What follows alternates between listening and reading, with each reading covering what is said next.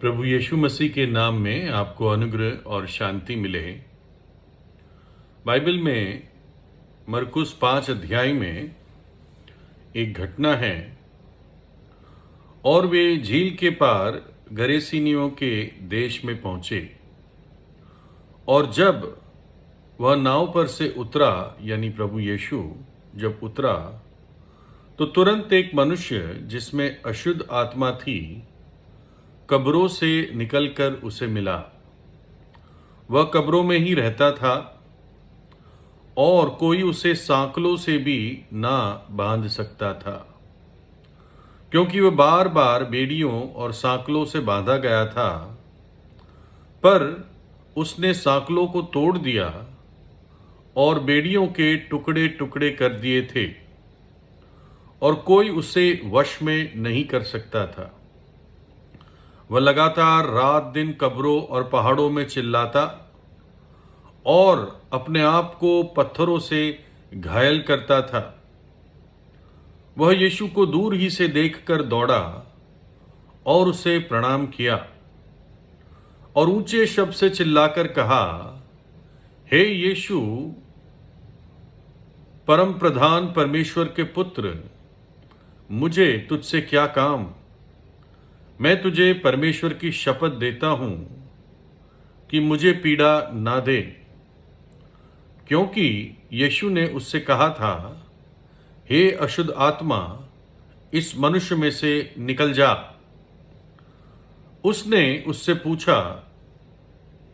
यीशु ने उससे पूछा, तेरा क्या नाम है? उसने कहा, मेरा नाम सेना है, क्योंकि हम बहुत है। और उसने उससे बहुत विनती की कि हमें देश से बाहर ना भेज। वहां पहाड़ पर सूअरों का एक बड़ा झुंड चर रहा था और उन्होंने उससे विनती की कि हमें उन सूअरों में भेज दे कि हम उनके भीतर जाएं। सो उसने उन्हें आज्ञा दी और अशुद्ध आत्मा निकलकर सूअरों के भीतर बैठ गई और सूअरों का झुंड जो कोई 2000 का था, कड़ाड़े पर से झपटकर झील में जा पड़ा और डूब मरा। और उनके चरवाहों ने भागकर नगर और गांव में समाचार सुनाया। और जो हुआ था लोग देखने आए और यीशु के पास आकर वे उसको, जिसमें दुष्ट आत्माएं थी अर्थात जिसमें सेना समाई थी, कपड़े पहने और सचेत बैठे देखकर डर गए। और देखने वालों ने उसका, जिसमें दुष्ट आत्माएं थी और सूअरों का पूरा हाल उनको कह सुनाया। तो यहां पर एक व्यक्ति था जो सालों से पीड़ित था, दुष्ट आत्माओं से पीड़ित था। ये दुष्ट आत्माएं क्या होती हैं? लोग इनको अलग अलग नाम देते हैं, लेकिन बाइबल इन आत्माओं को दुष्ट आत्माएं कहती है।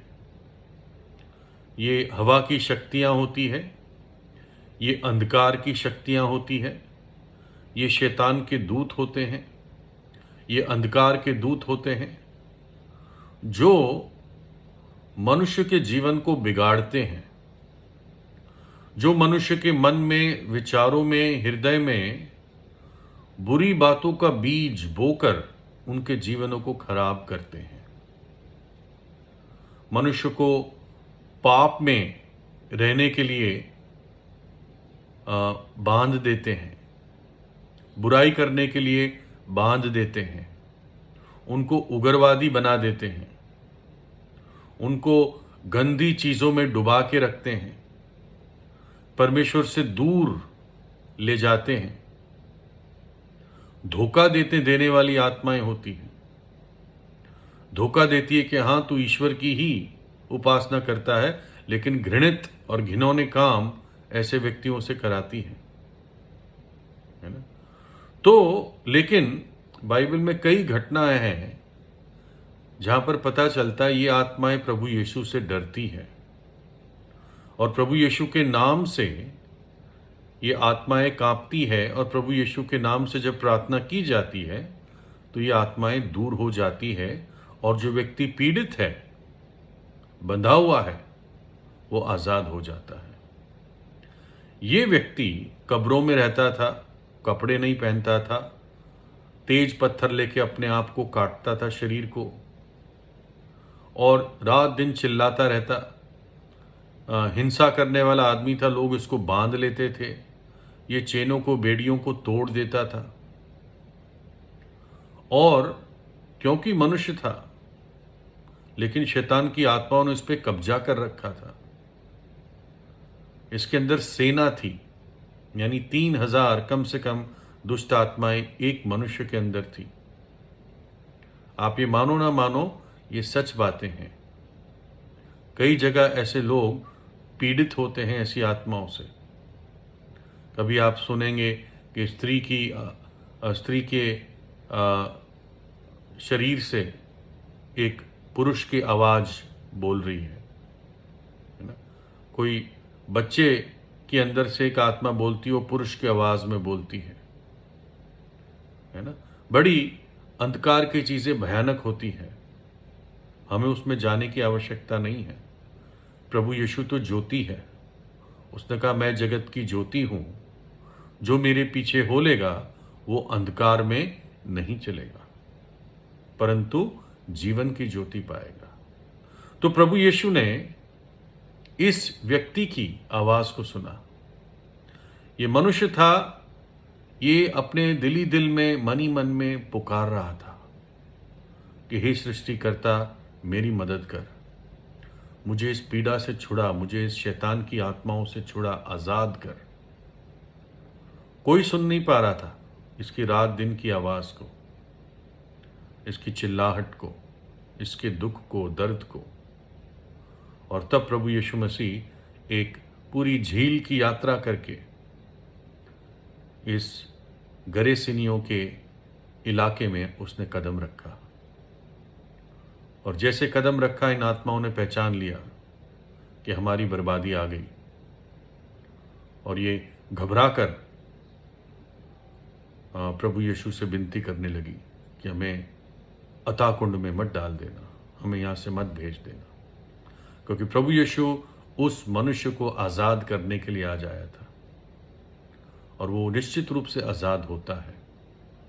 फिर हम देखते हैं वो अपने सही दिमाग में कपड़े पहने हुए प्रभु यीशु के चरणों पर बैठा है। वो आत्माएं निकल जाती है, सूअरों में चली जाती है, सूअर झील में गिर जाते हैं, सूअर मर जाते हैं। उन आत्माओं को जाना ही पड़ता है, क्योंकि प्रभु यीशु ने आज्ञा दी थी। लेकिन वो आदमी, अब उसका दिमाग ठीक हो गया, अब कपड़े पहने हुए था, और अब प्रभु यीशु के चरणों पर था। प्रभु यीशु से विनती करता है वो कि अब मैं तेरे पीछे चलूँगा, जीवन भर तेरे पीछे चलूँगा, मुझे अपने साथ ले ले, मुझे अपने चेलों के साथ मिला ले।